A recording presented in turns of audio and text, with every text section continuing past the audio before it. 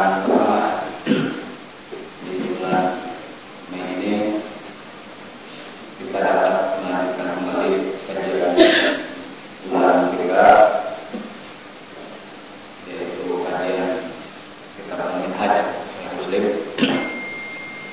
Insyaallah kita akan melanjutkan masih di terkait kitab iman, bab isbati ru'yatil mu'minina fil akhirati rabbahum subhanahu wa ta'ala. Bab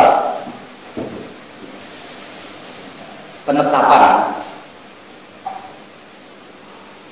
penglihatan orang-orang mukminin, orang-orang beriman ya, nanti di akhirat. Penglihatan kepada siapa? Rabbahum, kepada Tuhan mereka, kepada Allah Subhanahu wa taala. Di sini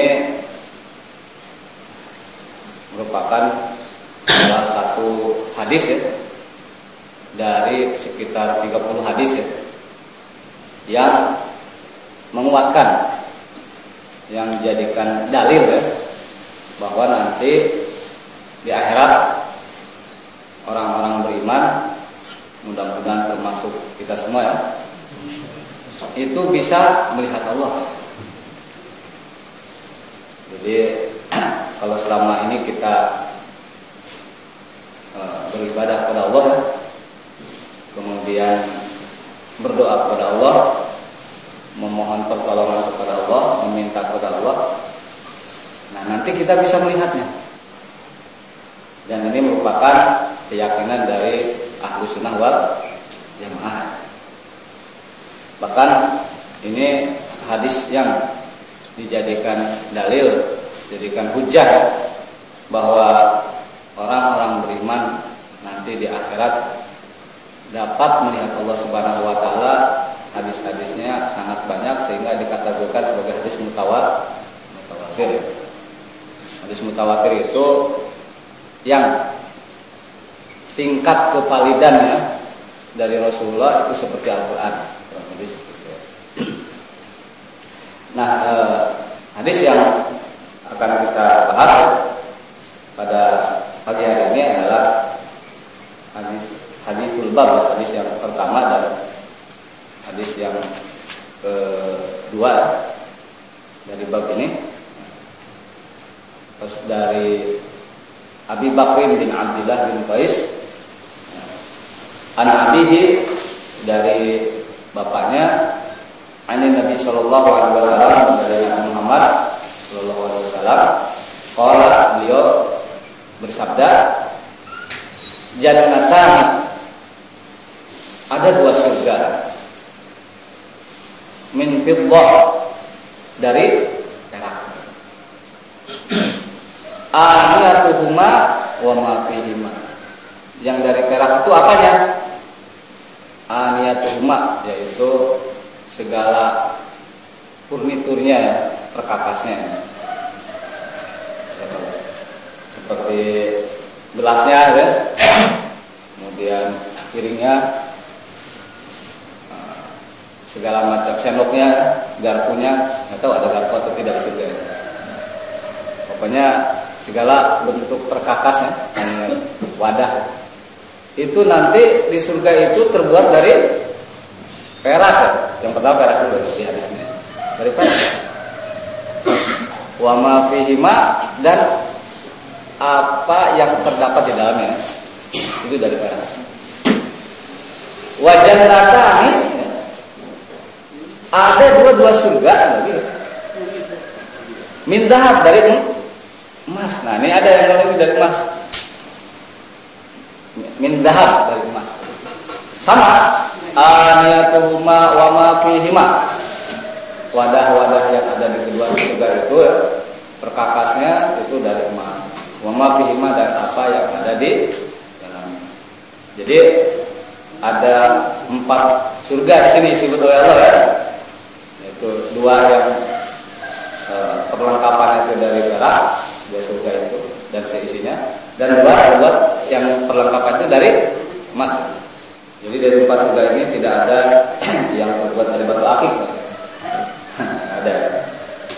Kemudian wa ma bainal qaumi, dan tidaklah di antara al-qaum sini orang beriman ya, mukminun.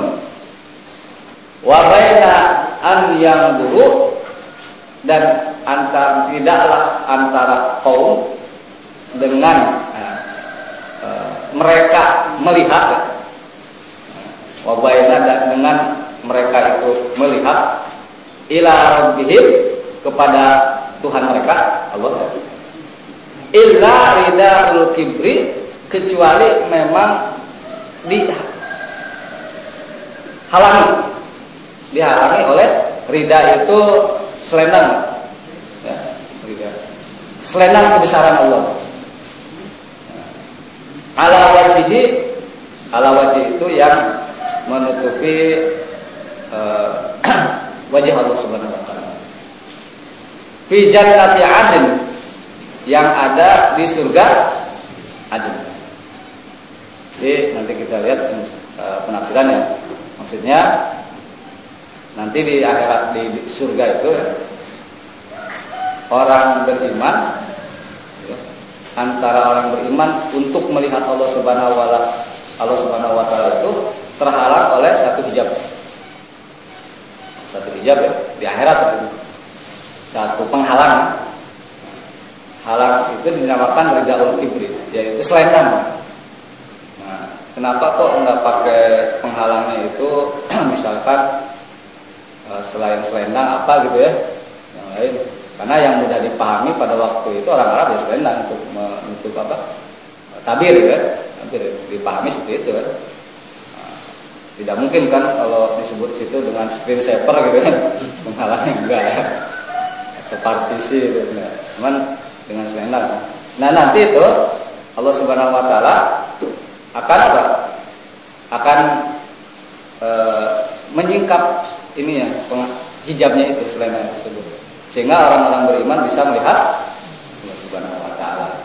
Tapi ini dengan asumsi orang beriman itu sudah masuk ke bab. Nah ini dijelaskan di hadis yang kedua di bab ini ya oleh Imam Muslim. Sekarang saya bacakan, saya bahas juga karena memang bisa memperjelas yang pertama tadi. Apa hadisnya?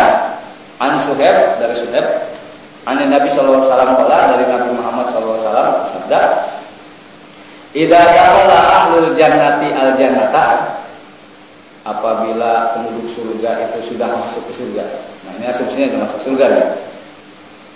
Qala, Rasulullah mengatakan, yaqulullahu ta'ala, Allah Ta'ala bersabda, nanti kalau sudah di surga semua orang, mudah-mudahan kita di dalamnya termasuk ya. Turiduna syai'an azidukum. Nanti Allah akan berdialog dengan penduduk surga. Jadi kalau di dunia ya, itu yang berdialog dengan Allah itu hanya Nabi Musa ya. 2 kali Nabi Musa. Jadi ada 2 nabi yang istimewa ya, yang berdialog langsung ngobrol dengan Allah itu, yaitu Nabi Musa, kemudian Nabi Muhammad langsung ya, juga dengan Allah. Nah, kemudian nanti di akhirat kita bisa berdialog dengan Allah. Jangan tanya pakai bahasa apa, saya nggak tahu ya. Nah, di sini kebetulan informasi tentang bagaimana dialog sana pakai bahasa Arab ya. Nah, karena bahasa Ahlus Surga itu bahasa apa itu juga khilaf dengan ulama ya. Turiduna syai'an azidukum, kata Allah begini, maukah sesuatu azidukum yang aku akan tambahkan kepada kalian. Artinya begini, orang sudah masuk surga saya sudah alhamdulillah ya. Tapi setelah di dalam surga mau bonus nggak kalau bahasa kita? Ada bonusnya. Yang namanya Allah itu nanti di akhirat ya, orang masuk surga itu ada bonus. Fayaquluna, nanti orang-orang beriman yang masuk surga itu mengatakan seperti ini. Alam tubayyid wujuhana.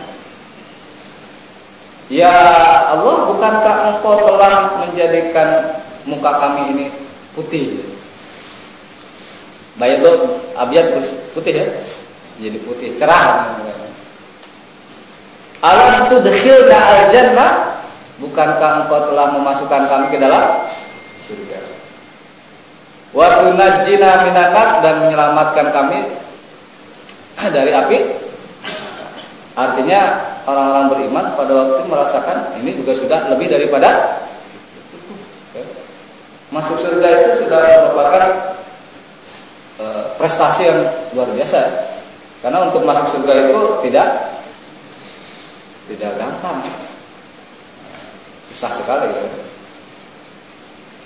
Qala, kemudian Nabi Muhammad mengatakan, fayuk syaku al-hijab.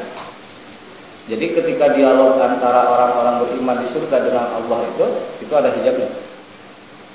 Maka ketika orang-orang beriman mengatakan, ya kami sudah diputihkan wajahnya, sudah masuk surga, diselamatkan dari neraka, tiba-tiba Allah kemudian menyingkap apanya? Hijabnya, penghalangnya. Lagi ngobrol, nggak kelihatan orangnya, nah sekarang penghalangnya dibuka. Kalau bahasa kita sesuatu yang sangat istimewa. Payuk sabul hijab, fama utu syai'an ahabba ilaihim minan nadhari ila rabbihim azza wa jalla. Tidak ada sesuatu pun yang telah diberikan kepada mereka orang-orang beriman yang lebih mereka sukai dari bisa melihat kepada Tuhan mereka. Ini adalah penjelasan yang dimaksud bonus yang ditawarkan Allah Subhanahu wa taala kepada orang-orang beriman yang sudah masuk surga tersebut adalah dapat melihat. Nah, itu luar biasa sekali ya. Nah, kalau kita lihat ya di penjelasan hadis ini ya, ini sangat terang benderang sekali bahwa ru'yatul mu'minin fil akhirah, orang beriman bisa melihat Allah di akhirat itu adalah pasti. Ini dua dalilnya sangat jelas sekali. Nah, yang jadi pertanyaan ya, sudah kita sebutkan tadi hadisnya mutawatir banyak sekali ya. Kalau adakah kemungkinan ya, orang-orang beriman bisa melihat Allah Subhanahu wa taala di dunia? Mungkin atau tidak? Mungkin atau tidak, Bu? Nggak tahu gitu. Nggak tahu gitu. Kalau kita lihat secara empirik, empirik itu secara pengalaman yang sudah ya. Siapa yang pernah mau melihat Allah? Nabi Musa. Nah, itu secara empirik Nabi Musa. Arini andur ilaika. Ya Allah, perlihatkan kepada aku sehingga aku bisa melihat Engkau. Kata Allah Subhanahu wa taala, "Fanzur ilal jabal." Lihat kemana?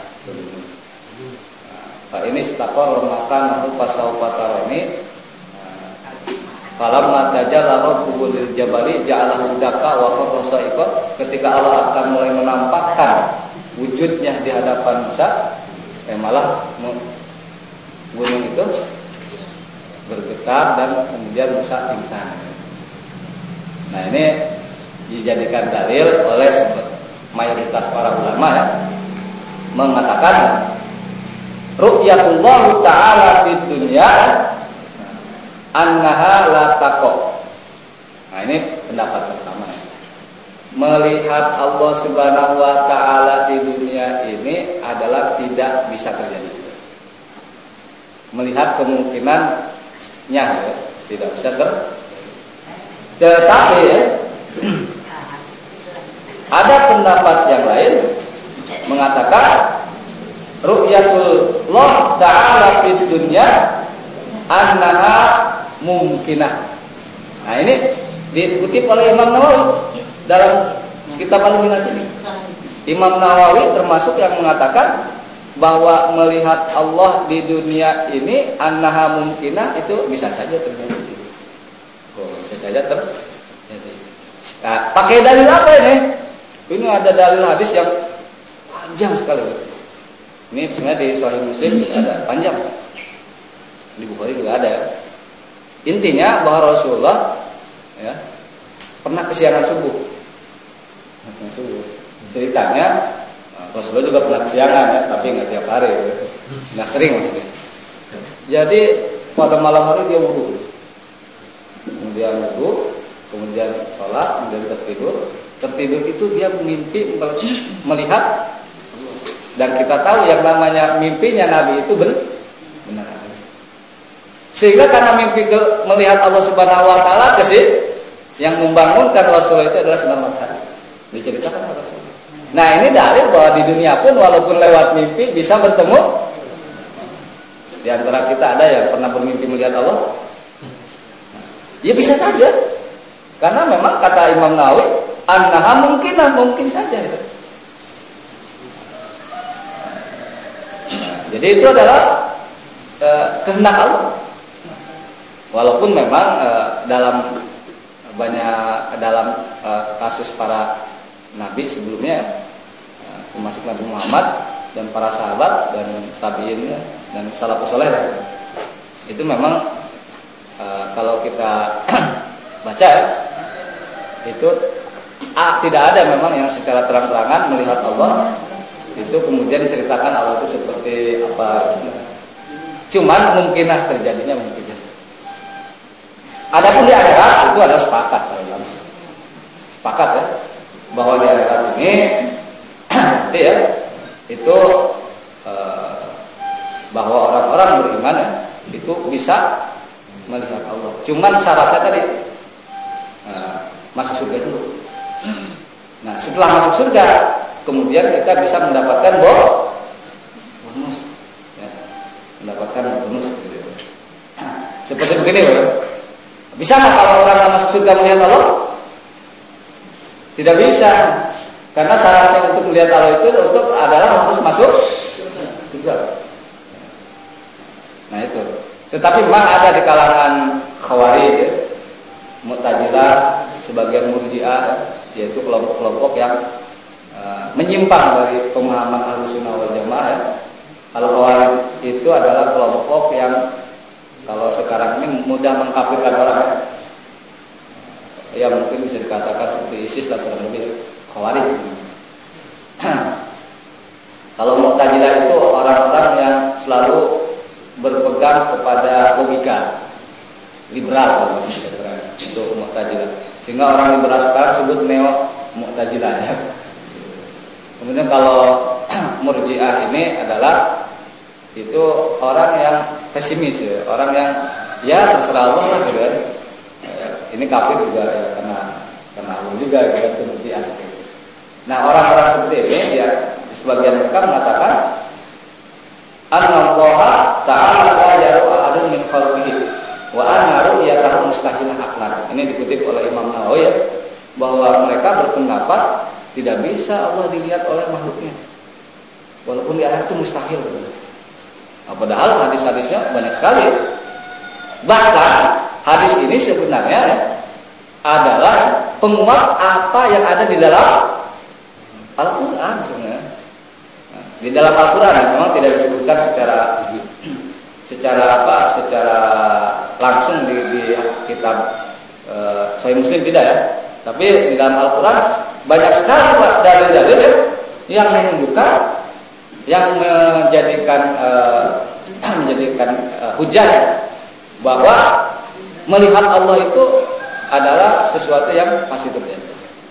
Yang paling jelas adalah di surat Al-Qiyamah ayat 22 dan 23. Jelas itu. Katakan ini wujuh yauma idzin. Nanti di akhirat itu orang-orang penduduk surga ini mukanya itu pada hari itu nadhirah, pakai dha ya. Nadhirah itu berseri. Ya kalau orang masuk surga nggak ada yang nggak berseri ya. Berseri ya. Nadhirah. Terus apa? Ila rabbiha nadhirah, pakai dha ya. Nanti kepada Allah Subhanahu wa taala itu nadhirah, melihat. Nah, ini perlu kita paham bahasa Arab di sini. Dalam bahasa Arab melihat dengan mata itu pakai nadhara. Nadhara ya. Tapi bisa juga padanya dalam bahasa Arab melihatnya dengan ro'a. Cuma kata-kata ro'a itu bisa juga melihat dengan pikiran misalnya. Makanya di sini kenapa dalam surat Al-Qiyamah ayat 23 dikatakan ila rabbiha nadhiroh, bukan pakai ro'a.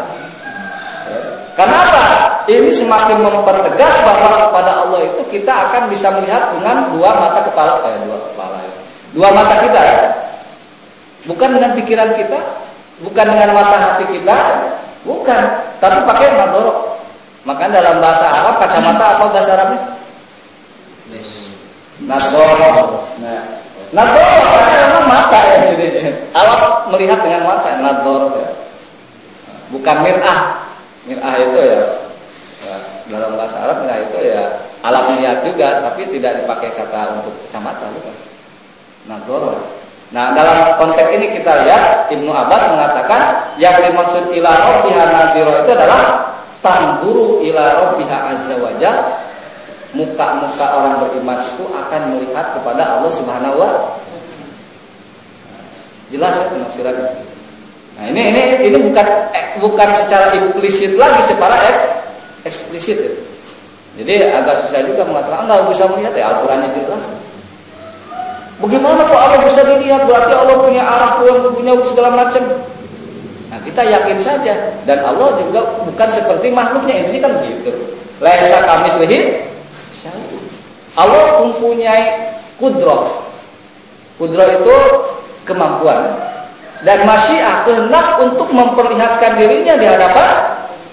Enggak sulit bagi Allah Subhanahu wa taala. Nah, ini pertama ya. Al-Qur'an surat Al-Qiyamah ayat berapa? 22 dan 3. Dalil jelas sekali. Ila rabbiha nadhiro. Yang kedua ya. Nah, kalau yang kedua ini dalilnya memang sifatnya secara implisit ya, harus ada penafsiran. Apa itu? Surat Qaf ayat 35 ya. Allah berfirman, lahum ma yasha'una fiha. Lahum bagi orang-orang beriman yang berada di dalam surga ma apa-apa yasha'una yang mereka kehendaki fiha di dalam surga itu. Jadi apa-apa yang mereka kehendaki di dalam surga ada. Maka kalau di antara bapak ibu-ibu bertanya, Pak Ustadz kok di dalam Al-Quran maupun di dalam hadis tidak ada di surga yang namanya buah durian gitu. Nggak ada buah khas Indonesia ya? Ada nggak? Nggak ada, coba ubek-ubek ya dalam Al-Quran nggak ada. Di dalam surga itu ada durian, ada rambutan, ada duku, ada salak, ada ini buah khas Indonesia ya? Soalnya kalau disebut juga orang Arab bingung. Ya kan Al-Quran diturunkan ke orang Arab ya. Kalau disebut di dalam kata rambutan, bertanya kepada Rasulullah, rambutan itu apa yang disebut? Bisa juga ya. Tapi kemudian kata Allah Subhanahu wa taala mengatakan, lahum ma yasha'una fiha, pokoknya apa yang mereka kehendaki dalam surga ada ya. Kalau pete sama jengkol ada enggak? Iya Pak, Allah alam yang penting pokoknya ada kalau kita mau. Lahum ma yasha'una. Nah, pokoknya itu ada, semua ada. Tetapi kemudian oleh Allah mengatakan waladaina mazid, di sisi kami kata Allah ada bonus. Ini spesial yang bonus ini. Jadi semua ada di dalam surga dan ada yang spesial. Qala Ali bin Abi Thalib wa Anas bin Malik, dua sahabat ya. Ali bin Abi Thalib, Anas bin Malik mengatakan al-mazid yang dikatakan bonus tambahan nanti di surga selain yang apa kita inginkan dalam surga itu ada, tapi ada yang spesial yaitu tambahan ini, yang bonus ini adalah wa an-nadharu illa azzallahi azza wajalla, kita bisa melihat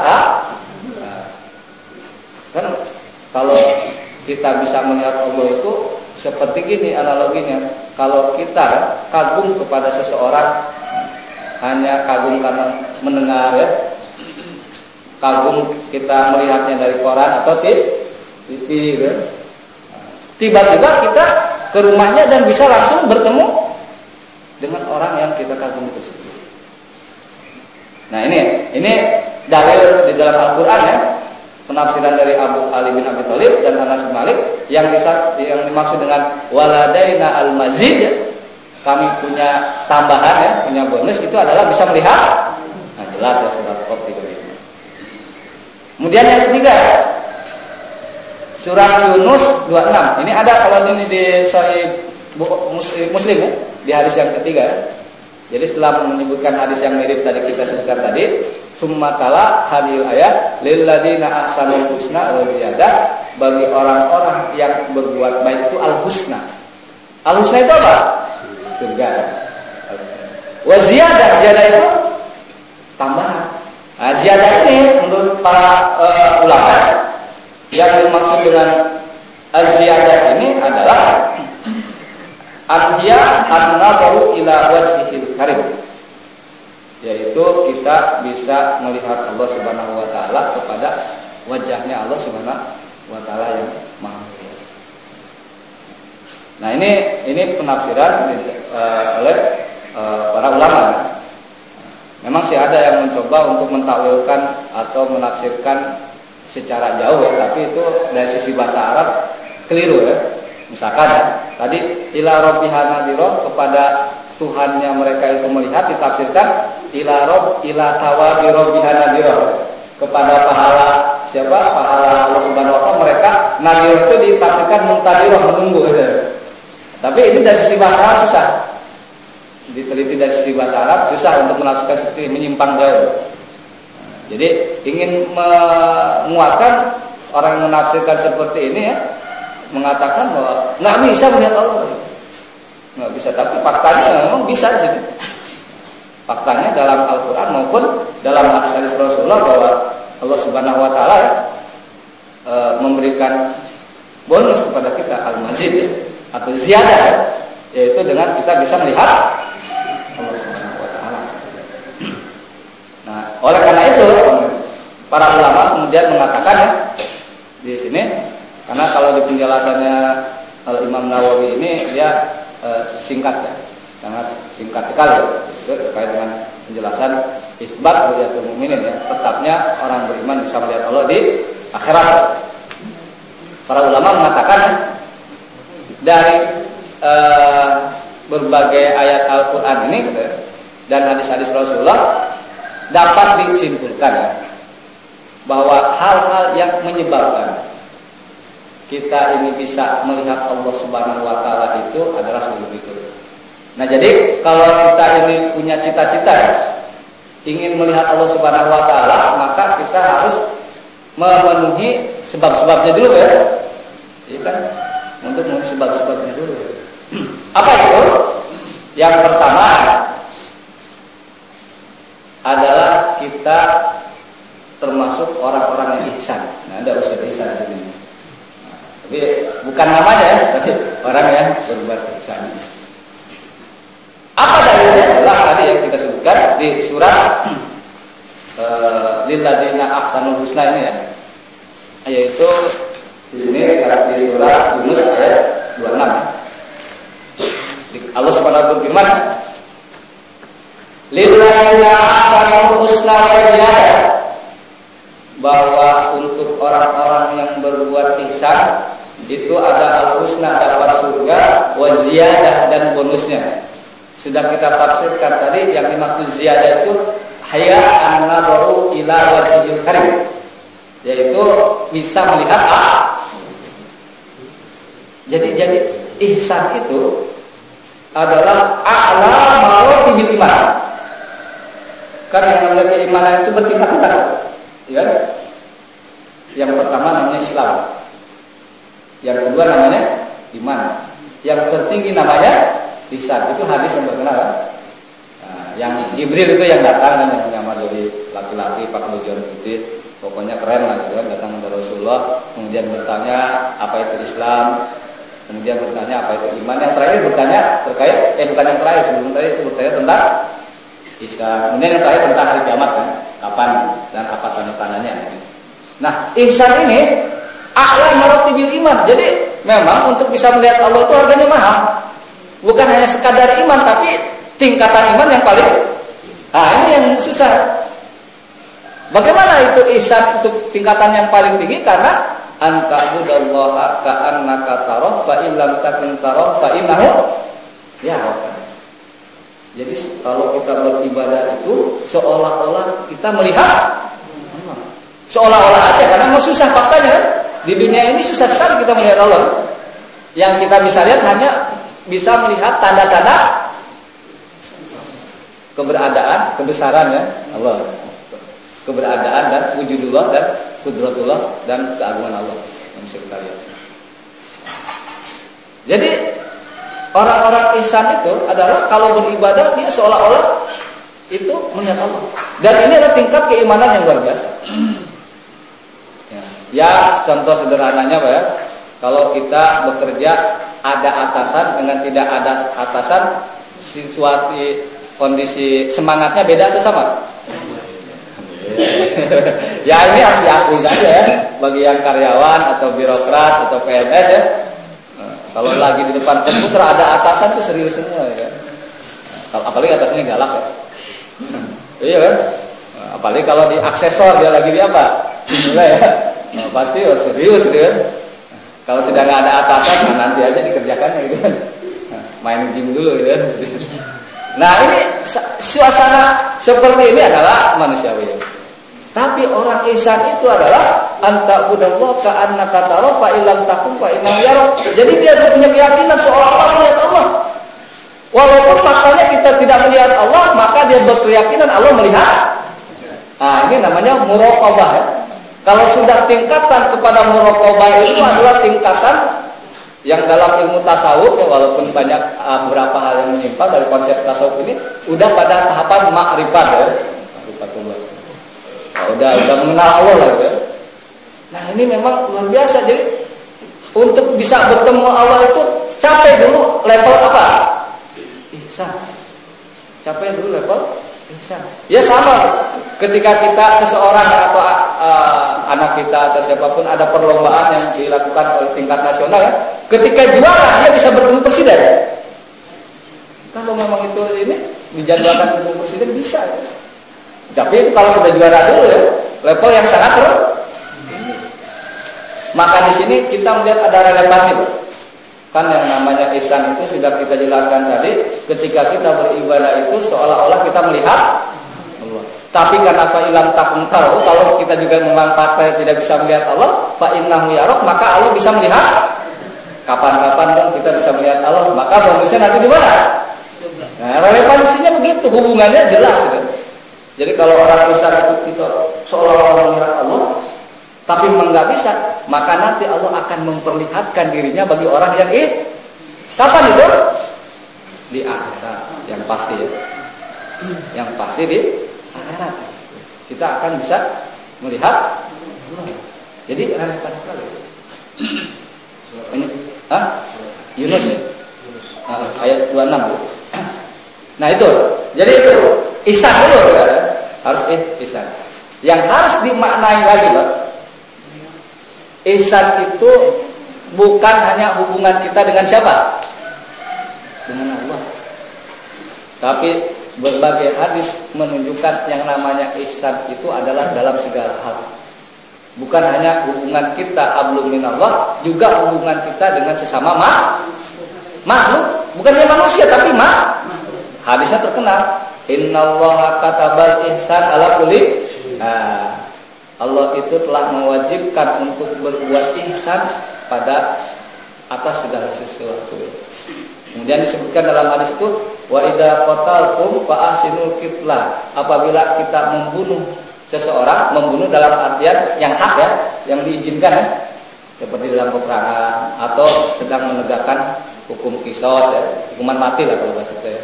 Itu maka cara membunuhnya pun harus dengan cara yang baik-baik.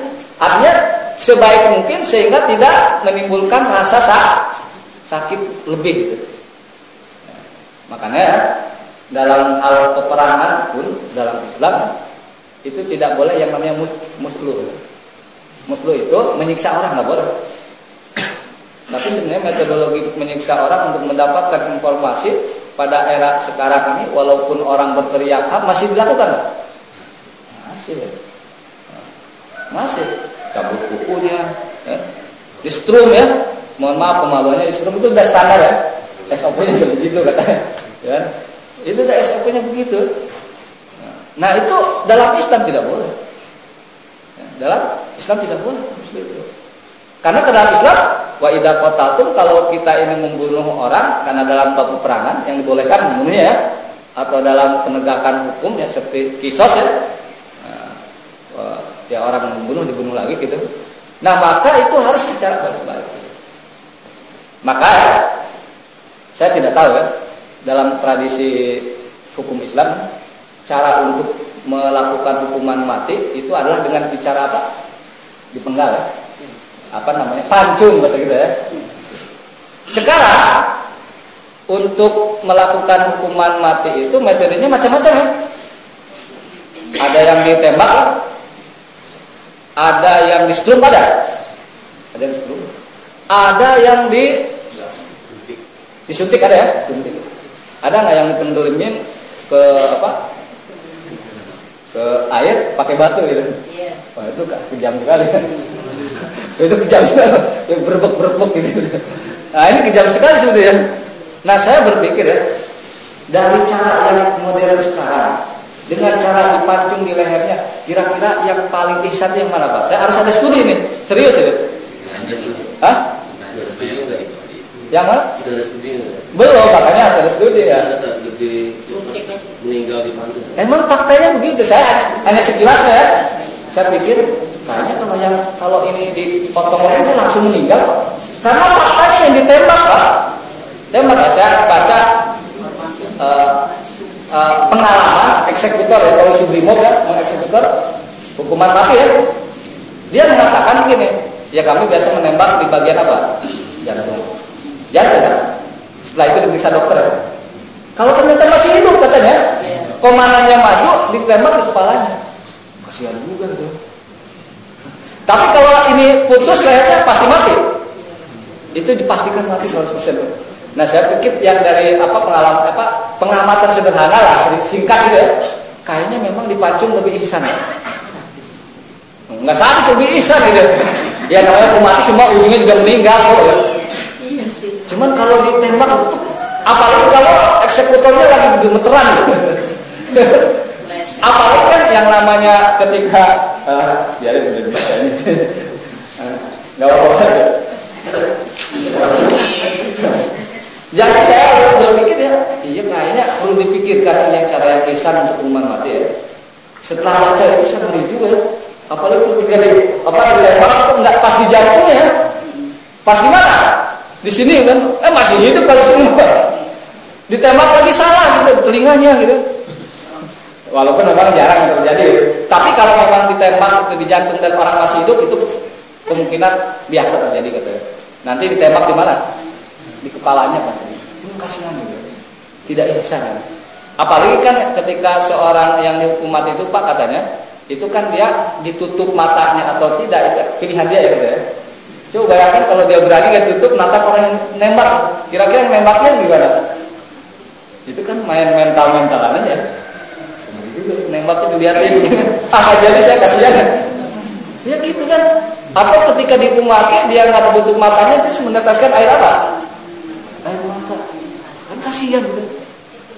Al-Ghazali kasihan eksekutor ya. Nah itu dengan cara dia apa? Apalagi kalau saya lihat di YouTube itu ya ada hukuman mati dengan cara disetrum kok dikasihan lagi. Matanya itu tutup, gambaran sederhana apa? Ketika disetrum orang terus keluar apa? Darah dari matanya sama hidungnya, dari telinganya juga. Itu sadis juga itu. Kalau disuntik nggak tahu apa sadis atau nggak disuntik. Menderita juga katanya disuntik. Oh berarti dengan cara dipancung dengan pedang yang sangat tajam langsung putus itu lebih cepat. Gitu selesai. Walaupun ya semua juga ngeri ya dengan hukum mati ya. Itu kan sebuah cara terapi ya. Biar apa? Biar ada efek jerah gitu. Nah jadi cara membunuh pun begitu dalam Islam itu ya. Tidak di alkis harus ihsan.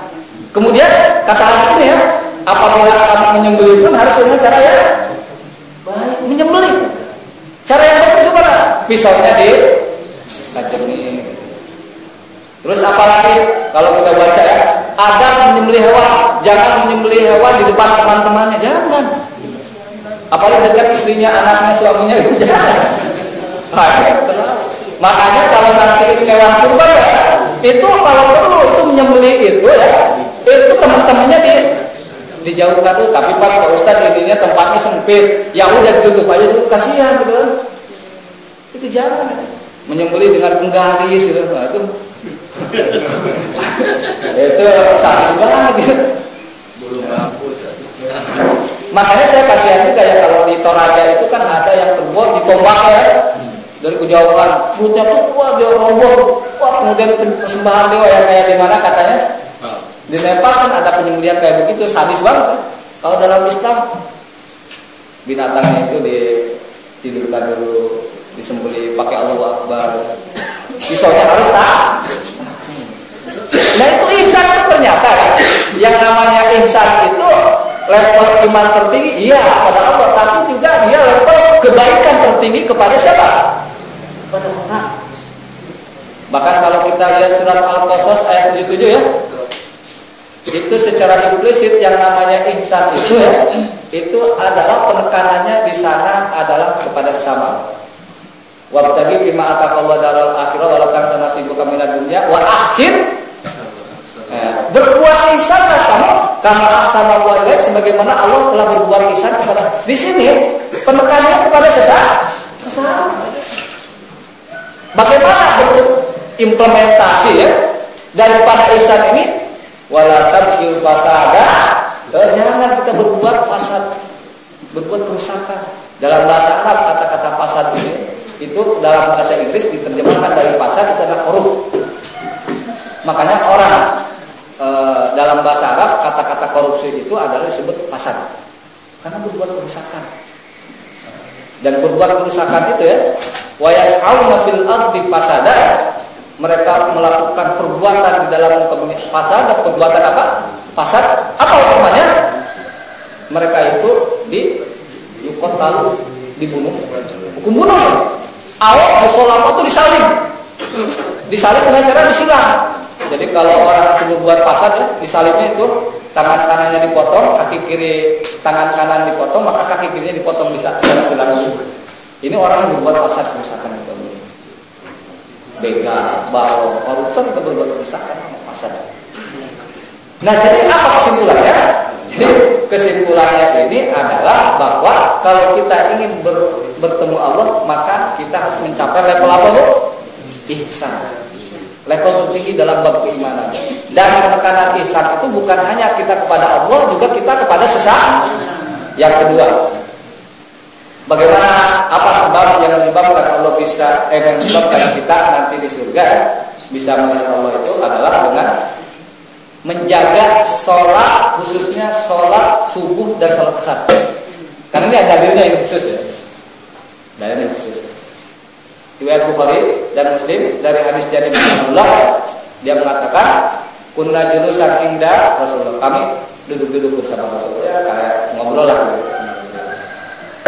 Jadi para sahabat juga ngobrol sama Rasulullah biasa. Inna ilal qamar lailatul qamar. Ketika itu Rasulullah melihat bulan purnama. Qala, Rasulullah mengatakan, "Ama innakum satarawna rabbakum kama tarawna hadza." Ketahuilah, sesungguhnya kalian akan melihat Tuhan kalian Allah sebagaimana kalian melihat ini. Maksudnya melihat bulan jelas.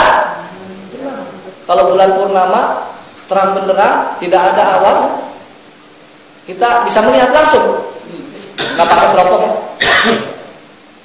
Kemudian apa? La mudhamuna fi ru'yati, tidak ada halangan sedikit pun kita untuk melihat bulan purnama, melihat Allah itu nanti. Terus kata Rasulullah, Pak ini statotu sekuat mungkin kalian kalau bisa ala tadribu ala sholati qabla ala sholat qabla tulu isyamsi wa qabla ghurubiha. Jangan kalian terkalahkan itu apa? Untuk tidak menjaga sholat sebelum terbitnya matahari, sholat apa? Wa qabla ghurubiha, dan sebelum terbenamnya matahari, sholat. Fa'al, lakukan itu. Artinya secara tidak langsung Rasulullah mengatakan kalau ingin melihat Allah seperti kita melihat bulan purnama ya, jelas itu tanpa ada halangan sedikit pun, nggak capek itu lihatnya ya. Kalau ada mendungnya kan capek. maka yang harus dilakukan oleh kalian adalah menjaga sholat subuh dan sholat. Dan dalam hadis lain mengatakan sholat yang paling berat yang dilakukan orang-orang munafik sholat apa? Subuh dan asar. Relevan sekali ya. Sholat subuh dan asar. Kenapa sih kalau sholat subuh dan asar ini harus dijaga ya? Karena memang ya, sholat subuh itu beratnya itu sebelumnya dia tidur ya. Sholat asar juga, itu sebelumnya kita juga Pak istirahat juga. Nah, enaknya kan kalau habis tidur itu kalau ini anak saya ya, yang SD ini kalau dibangunin sholat subuh, ntar dulu ngumpulin nyawa dulu, dia loh ngumpulin nyawa. Jadi dia udah mengenal ngumpulin nyawa juga dari mana itu kata itu. Itu kan untuk agar sholatnya untuk sholatnya agak lama nunggunya gitu. Ngumpulin nyawa 5:30 masih ngumpulin nyawa kan susah juga orang. Nah, memang itu harus dilatih ya seperti itu. Ngumpulin nyawa dulu. Nah jadi ini harus dijaga. Memang sih sini tidak disebutkan ya, Pak Ustadz harus berjamaah atau tidak? Ya memang tidak disebutkan, tapi cara menjaga untuk agar kita selalu tepat waktu sholat subuh dan asar dengan cara apa? Nah, itu berjamaah. Memang ini tidak disebutkan berjamaah atau tidak, yang penting menjaga.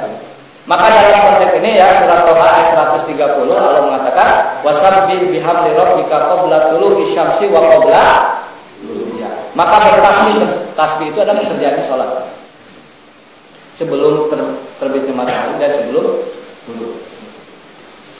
Nah jadi itu ya, jadi kita usahakan menjaga sholat subuh dan sholat asar kalau kita mau dapat bonus. Yang ketiga, meminta kepada Allah untuk bisa melihat Allah, doa. Nah disinilah menjadi introspeksi kita semua. Pernahkah kita dalam doa kita berdoa kepada Allah, ya Allah aku minta agar bisa melihat Engkau? Pernah nggak? Ya mungkin ada yang pernah juga, tapi jarang. Karena biasanya kita doanya itu ya doa yang sifatnya itu instan, bisa dirasakan di dunia ya, betul ya? Iya kan? Allahumma inna nas'aluka ilman nafi'a wa rizqan. Nah, itu yang paling wasiatnya yang penting. Wa amalan mutaqab. Jadi jarang kita, ya Allah, aku meminta agar bisa melihat Engkau nanti di akhirat. Atau malah bisa nggak doa begini? Ya Allah, aku meminta bisa melihat Engkau di dunia. Kalau melihat Engkau di dunia ini jarang meminta. Atau ya Allah agar aku bisa cepat bertemu Engkau. Meninggal Ustaz ya. Iya kan meninggal kan. Nah, ada ya. Doanya ini ya, ini memang hadisnya panjang ya. Allahumma bi ilmikal ghaib wa qudratika 'alal khalq ahyini ma alimtal hayat khairan li. Doanya seperti ini.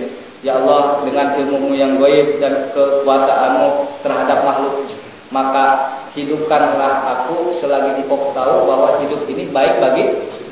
Sebenarnya katanya ini doa bagi orang yang putus asa, dia ingin meninggal. Ya kan? Boleh kita berdoa kepada Allah untuk meminta meninggal dunia, boleh, mubah katanya hukumnya. Doanya ini yang diajarkan. Ini ma'alim tal hayata khairun li ya. Hidupkan aku kalau Engkau tahu bahwa hidup itu lebih baik bagi. Kemudian wa tawaffani idza alim tal wafata khairan li, dan wafatkan aku kalau memang meninggal itu lebih baik daripada untuk.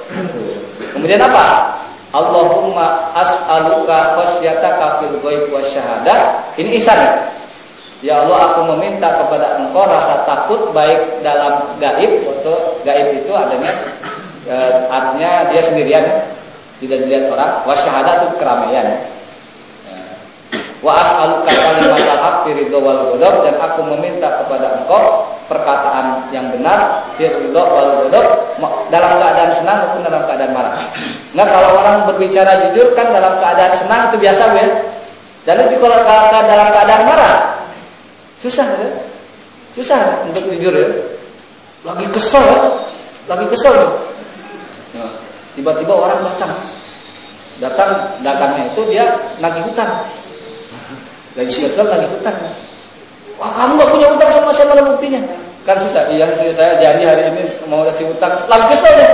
Nah itu kan susah untuk begitu ya, kalimat talak perkataan yang benar, tapi dalam keadaan kita kesel ya. Susah itu. Nah, susah ya. Wa as'alukal qasda fil faqri wal ghina. Ini juga susah ya. Aku meminta kepada Allah berhemat dalam keadaan miskin, ya biasa ya. Kenapa hemat? Nggak ada duit cuma hemat.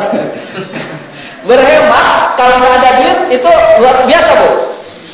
Tapi ya biasa ya. Tapi wa as'alukal qasda fil faqri wal ghina, dalam keadaan kecukupan kita berhemat susah. Nah, makanya kalau kita berhemat dalam keadaan miskin itu memang itu pas. Itu pas ya. Kenapa nih makan di warteg? Emang lagi gak ada duit ya. Tapi kenapa aku makan di warteg? Padahal dia baru dapat bonus misalkan 100 juta. Kalau kita dapat duit 100 juta mungkin nggak kita makan di warteg? Paling kita minimal ya sederhana ya. Abu Nawas itu ya. Minimal sederhana ya. Itu pun dihidang. Kalau perlu semua yang ada di show itu apa di tempatnya itu dipindahin di situ. Udah dapat 100 juta itu dinomplok. Wa as'aluka na'iman la yanfad, meminta agar kenikmatan itu tidak cepat selesai. Wa as'aluka qurrata ain la tanqati, meminta kenikmatan mata itu tidak cepat selesai. Wa as'aluka ridha ba'dal qada, ya, ridha terhadap qada ya, ketetapan Allah. Wa as'aluka birra bil ais ba'dal maut. Nah, ini yang jadi penting adalah di sini. Wa as'aluka ladzatan nadhari ila wajhika. Aku memohon meminta kepada Engkau ya Allah nikmatnya memandang kepada wajah Engkau. Ini doanya. Jadi kalau ingin berdoa bertemu kepada Allah, doa ini. Wa as'aluka ladzatan nadhari ila wajhika. Nah, ini penting ya. Jadi kalau kita ingin bertemu Allah ya doa ya, meminta kepada Allah. Di sini juga ya. Di doa ini tidak disebutkan di akhirat ya. Unik juga nih. Tidak disebutkan di akhirat ya. Cuma begini aja. Wa as'aluka ladzatan nadhari ila wajhika. Aku meminta kepada Engkau nikmatnya melihat Engkau. Nikmatnya melihat Engkau tidak di dunia, tidak di akhirat tapi di ini. Jadi tidak kita doa ya, meminta nih. Jadi jangan hanya doa sapu jagat cepat selesai ya. Rabbana atina di dunia hasanah, wa fil akhirati hasanah wa qina adzabannar. Beres dah semua minta ya. Urusan dunia dah, akhirat. Itu kalau memang waktunya sempit itu udah cukup ya.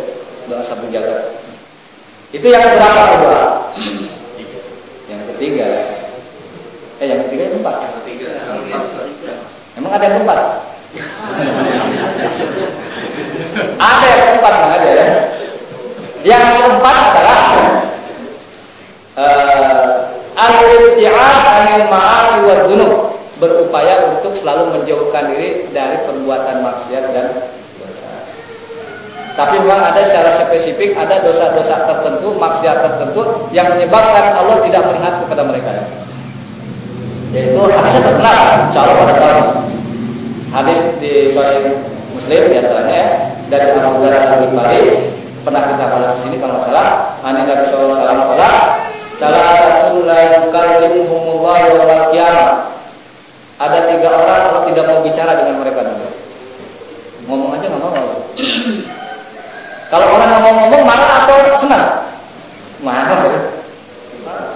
Lah Jokowi aja kalau lagi sama wartawan nggak mau ngomong, ya langsung pergi no komen. Nah, Jokowi. Wala yang turun itu kalau tidak mau melihat mereka, tidak mau melihat. Wala zakihim, Allah tidak mau membersihkan mereka. Karena kan yang pada dasarnya yang menjadikan dosa kita itu lebur atau dosa itu ini hilang, itu Allah kan dibersihkan oleh Allah. Walau ada alim, bagi mereka adalah ada yang pedih. Maka Rasulullah sudah mengucapkan 3 kali. Kemudian Abu Dar mengatakan, Rasulullah, rugi sekali orang itu ya Rasulullah. Mana ya Rasulullah, siapa ya Rasulullah? Kalau yang pertama adalah al-musbil, orang isbal. Nah, isbal itu pakaian sarung atau apa? Celana panjang Bu ya. Khusus laki-laki tapi Bu ya. Itu yang sampai melewati batas mata. Tapi memang ini kemudian dijelaskan di hadis lain, musbilnya itu kalau yang khuyala, yang disertai rasa apa? sombong dan angkuh, artinya kesombongannya. Kalau perempuan ya nggak boleh, dia harus isbal. Kalau perempuan kalau pakai ini nggak boleh isbal, Ustaz, bukan itu bukan isbal, itu mengumbar aurat. Kemudian yang kedua wal manan. Manan itu apa, Bu? Kalau ngasih orang disebut aja gitu, habis kasih orang sedekah ke orang baru ngemis, cuman ya ngasih 2.000 ya, ketemu temennya, alhamdulillah akhir kali saya ketemu orang sih, sudah saya kasih 2.000, ketemu lagi ibu ngaji, ibu alhamdulillah kali saya ketemu lagi, sampai tidak sadar dia ngobrol kepada orang yang memang dikasih sama dia. Nah ini memang terlalu sih. Itu namanya manan ya. Jadi kalau orang itu ngasih nggak usah disebut-sebut, karena prinsipnya begini, lakukan kebaikan dan lupakan. Tapi kalau orang melakukan kebaikan, kita selalu ingat baik-baik. Itu yang bagus ya. Iya, itu yang bagus. Jadi kalau kita berbuat baik itu lupakan saja.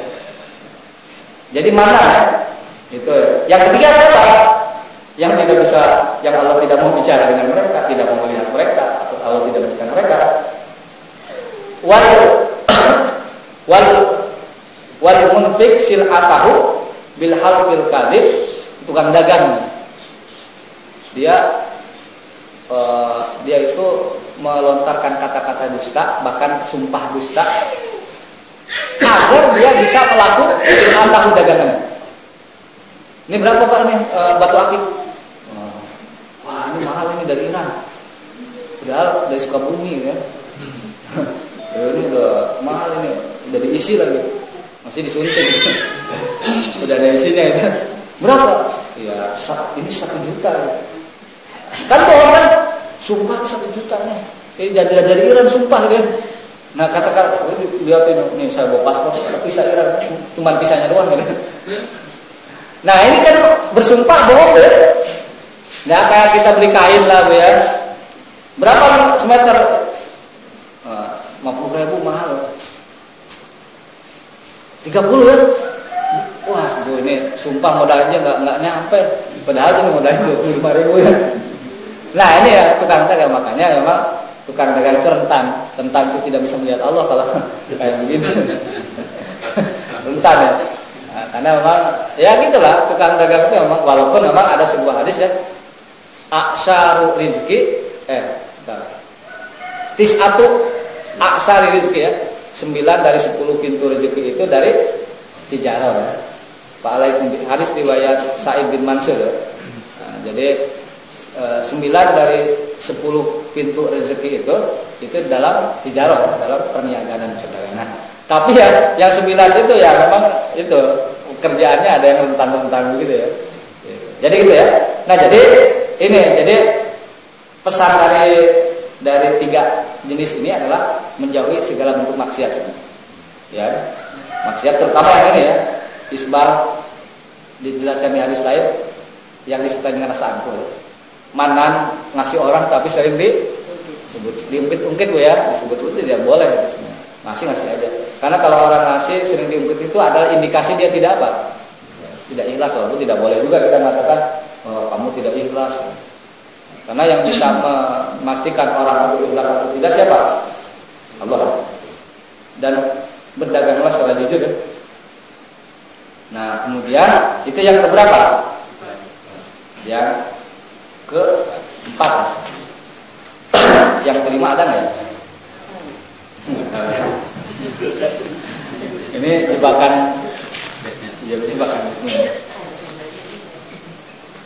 Yang sebenarnya yang kelima juga ini bagian dari yang pertama lisan, tapi Pak ini apakah artinya penduduk surga ini semua dapat melihat Allah? Tidak, karena itu sifatnya bonus, ya kan? Sifatnya bonus. Ya, Pak Ustadz kalau dapat surga itu syukur gitu. Ya jangan begitu, kita itu harus meminta kepada Allah itu yang jangan yang minimal gitu. Minimal anak sekolah SD lah, nggak bisa begitu. Kita meminta kebaikan itu harus yang maksimal. Walaupun upaya kita kadang-kadang minimal kan gitu ya. Itu yang namanya kapitalis Bu. Iya kan? Orang kapitalis ini memang luar biasa meditnya ya. Upaya minimal keuntungan nggak bisa. Dalam Islam itu upaya juga harus maksimal, meminta cita-cita pun harus itu yang benar. Modalnya dengkul, dapatnya miliaran nggak bisa. Nggak bisa. Itu makanya nggak masuk akal tuh kadang-kadang orang menawarkan bisnis budaya. Wah, ini budaya. Saya baca ya di banyak kan bisnis properti tanpa modal. Tanpa modal dari mana? Apalagi Pak tanpa modal, pokoknya tanpa modal ya. Ya tanpa modal atau tanpa uang. Tapi bisa bisnis properti gimana caranya? Bisa calo. Emang calo nggak pakai modal? Pasar iklan pakai modal nggak? Nawarin orang? Modal minimal pulsa. Minimal pulsa. Jadi nggak bisa seperti itu ya. Tapi kita cukupkan, mudah-mudahan bisa menambah keyakinan kita ya. Nah, menambah keyakinan kita, memotivasi kita. Yang pertama masuk surga dulu lah. Baru kemudian setelah itu kita memohon kepada Allah agar bisa melihat Allah. Saya tidak bisa membayangkan nanti ya setelah kita mudah-mudahan di surga ketemu di surga. Pak, ini kita bisa melihat Allah. Nanggu syaratnya terpenuhi ya. Ketika melihat Allah semua lupa. Ya kayak gini Pak, kita diundang ke istana presiden. Wah di sini kita disediain apa? Macam anggur, apel, berbagai buah, makanan enak-enak dari seluruh Nusantara. Tapi ketika presidennya keluar, nyalain kita, lupa nggak itu makan? Wah, selfie langsung pasang status bersama Pak Jokowi. Ya. Sekarang kebetulan Jokowi. Ya. Saya yakin bahwa kalau ketemu mau ditawarin Jokowi selfie mau nggak? Ya mau aja. Kalau naikin BBM mau Pak Ustadz lah gitu. Iya kan? Mau aja orang namanya juga orang penting kan? Itu. Itulah. Jadi mudah-mudahan manfaat ya. Tapi jangan dibayangkan nanti sama Allah selfie kalau saya. Tapi sebelum tutup mungkin ada hal-hal yang mau ditanyakan, silakan. Kayaknya ada jelas ya. Udah jelas. Yang nggak jelas adalah kita bisa melihat Allah atau tidak nanti. Nah, tapi kita minta, kita cukupkan di sini ya.